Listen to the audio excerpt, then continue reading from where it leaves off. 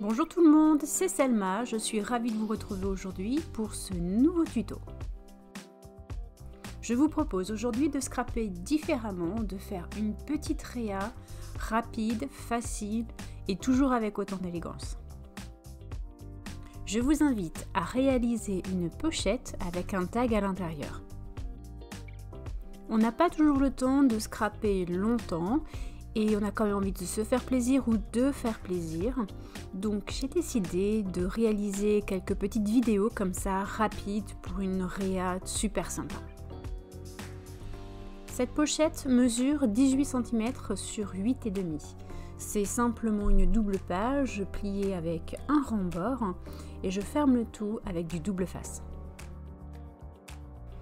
Je ferme le bas de la pochette avec un morceau de papier plié en deux et le rabat du haut se fait avec un autre morceau de papier en forme de charnière en U.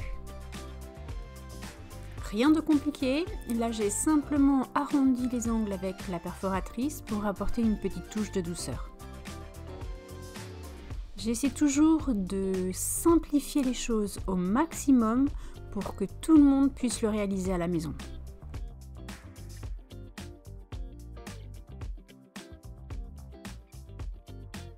La structure est déjà terminée, passons maintenant au tag.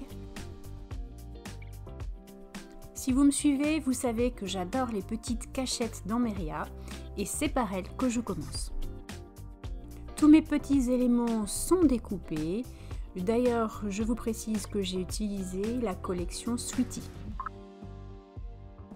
En plus de quelques papiers de la collection Sweetie, j'ai utilisé les mots à découper, les étiquettes déco, et aussi les étiquettes à coloriser. Coloriser à l'aquarelle les petites fleurs, c'est pour moi un vrai bonheur. Allez, zou, je vous montre. Là, c'est la photo cachée et je commence la mise en page. J'ai choisi 3 petites photos au format identité.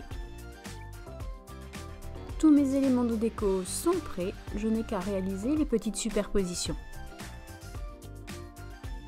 Et une fois terminé, je n'aurai plus qu'à retirer le plastique de la mousse 3D au dos et de coller.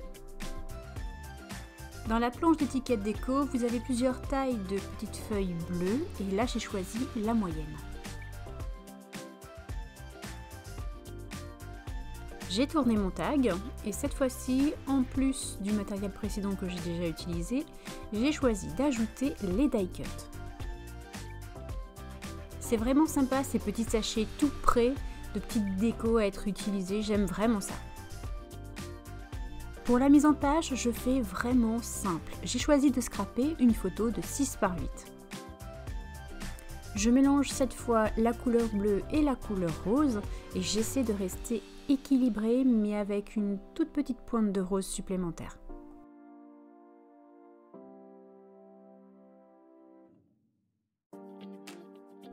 Je ne sais pas si vous êtes attentive à ce genre de détails quand vous scrapez.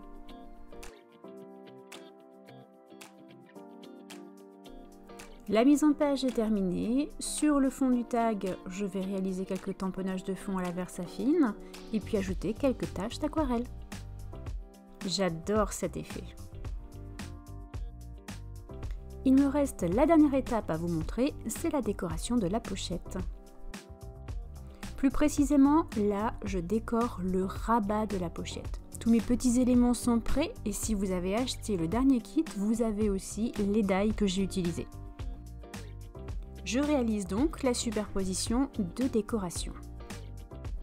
Je commence par la plus grande des étiquettes, je la superpose avec une autre orange et là, je mets tous mes petits éléments les uns sur les autres.